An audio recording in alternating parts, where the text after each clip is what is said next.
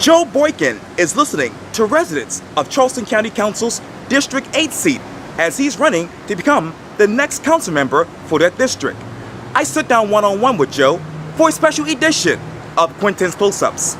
And be sure to download the free Quintin's Close-Ups app in your Apple or Google Play stores. And listen to this interview later on iHeartRadio. Joe Boykin. Quintin. It's so good to see you again. I missed you. Where you been? Right here. Busy as always. And I know the last time we actually did an interview together was June 13th. We did. Right after your primary win for Charleston County Council. Excited about that. Still. Yes. Wow. What are you hearing right now when you knock on those doors, when you visit those people in Hollywood, Ravenel, and beyond? Our campaign is energized like nothing else. This has kind of been a dream come true with the folks that have come together in support for me. Our campaign has now become a campaign of uniting folks. Since we spoke last, right. I have not only worked to garner the support of the Republicans, the party of which I'm running, but we have reached out across all of District 8 and we are bringing in Democrats to support our campaign, because our campaign is about people above politics. I am honored to announce and share, for folks that don't know, that I have Mr. Abe Jenkins, former political director of the South Carolina Democratic Party, as my campaign manager. I've also employed Mr. Brandon Upson, right. Who formerly did Mr. Noble's campaign, right. as my political consultant. Mm-hmm. We are about, again, people above politics. District 8 is a very united district in the sense that we all have the same issues, the same problems, and we want the same resolutions. And we have had several events so far. We call them Chat and Choose, and we've had outstanding attendance and engagement by folks that have come there, and we're reaching across the aisle and inviting everybody to join us to make District 8 a better place. A couple of questions. How do you put people above politics in your mind? Well, it's no different than when I was a law enforcement officer. 27 years of serving my county and my country and my state. It never mattered to me, what party you were or anything. We were all folks, we were all treated equally under the law. Right. I think politics should be much like that. I think people are tired to hear all the excuses why we can't get along and get things accomplished, and we're fighting, amongst ourselves.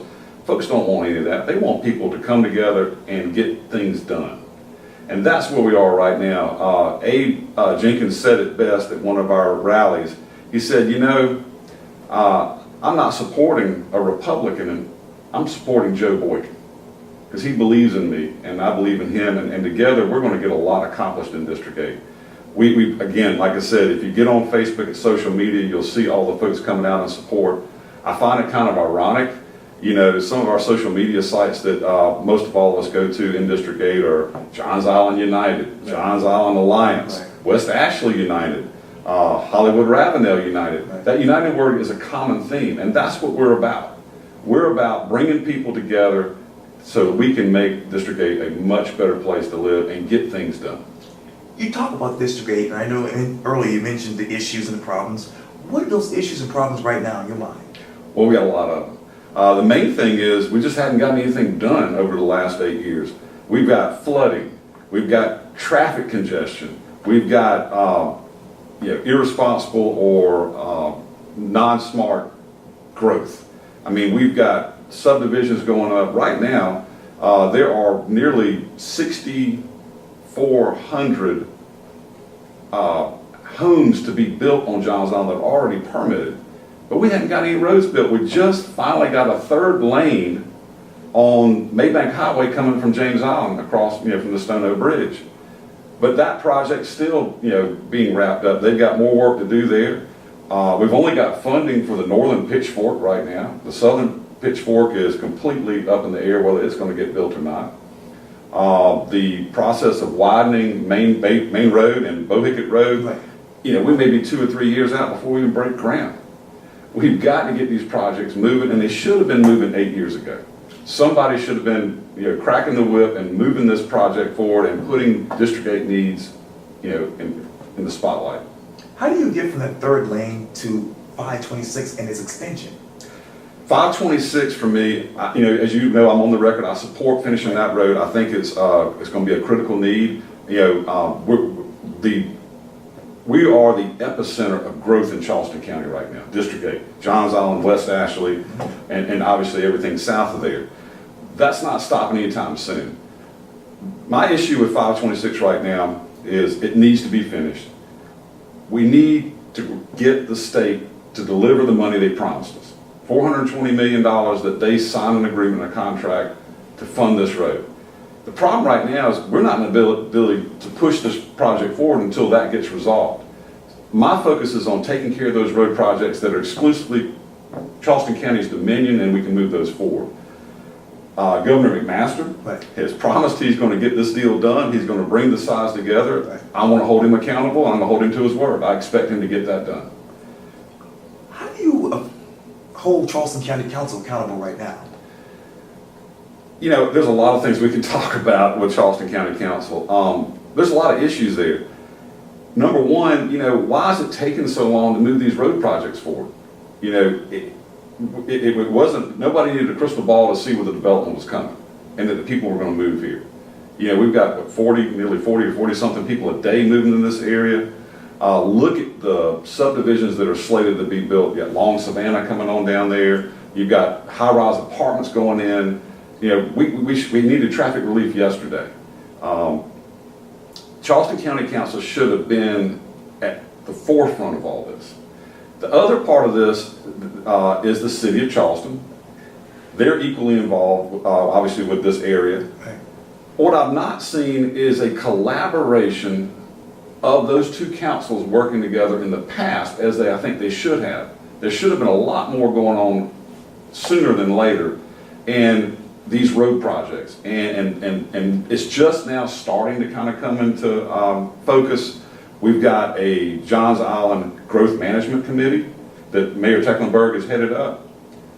But the sad part is we can't seem to get county council members to come out and participate. It started that way, but I just went to the last meeting that was at Hawk Gap Middle School, and we had not one county council representative was there. We had Mayor Tecklenburg, we had city planning staff, we had county planning staff, but no elected representative from Charleston County. I heard people in the audience, howling like, I have no representation. That's not right. We can do better. Why the politics? I don't know. You've got two entities, you've got the city and the county, but I don't think there should be any politics. I think it's simply, we should all be rowing in the same direction and working together. County council should be at those meetings with Mayor Tecklenburg. He's extended out the hand, he's asked for help. If the staff of Charleston County can be at these meetings, our elected representatives should be at these meetings. Wouldn't you agree? Why then are most of these county council members in favor of 526, but they're not showing up for these meetings, in your mind? Well, that particular meeting is not so much about 526. It's more about Johns Island. Okay. And I don't mean to change the subject, but it is going back to holding county council accountable. The issue with county council in 526, I feel like it's just been kind of a breakdown between the representatives of county council and the state infrastructure bank. That somewhere, the goodwill and the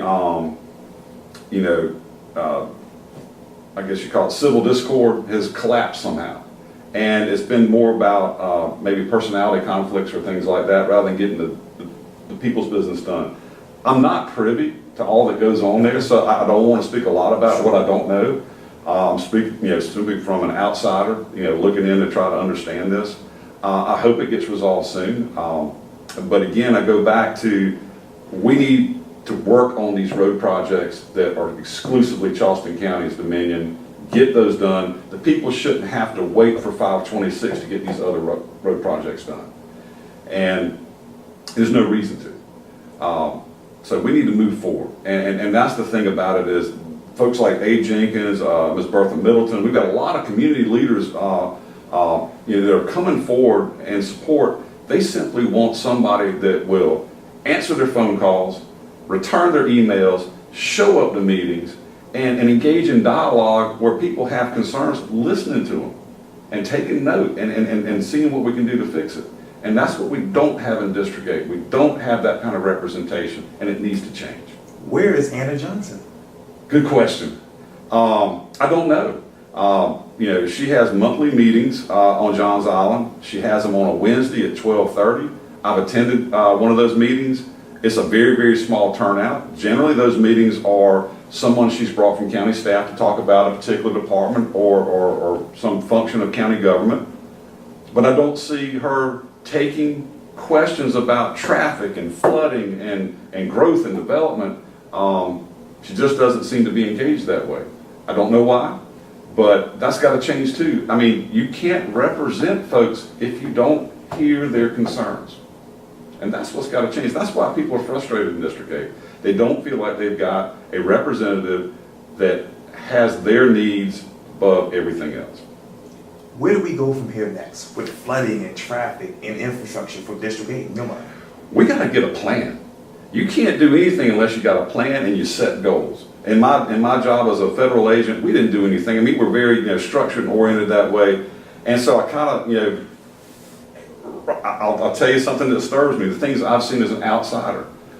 The city has ideas and plans for roads on Johns Island. The county has another set of plans for roads, and some of those are in conflict. They've got to come together and resolve these things. These kinds of projects need to be worked together. When I was at that growth management committee on Johns Island, one thing that disturbed me is because we didn't have any county council representation. Mayor Tecklenburg was talking about maybe going forward with some kind of flood study on Johns Island with the city. Well, the urban growth boundary only encompasses about 18% of Johns Island. The rest of it's unincorporated Charleston County. Why would it make any sense that the city would go it alone on a flood study for Johns Island without the county involved? But we would have had that had we had a county representative there at that meeting to stand up and say, yes, we will join you in that venture and partnership. Because the people that suffer are the folks on Johns Island. And they don't care if they're in the city or the county. They just want things fixed. Joe Boykin, thank you so much for your time. I really, really appreciate this. Thank you so much, Quintin. My pleasure. Likewise. Take care. You too.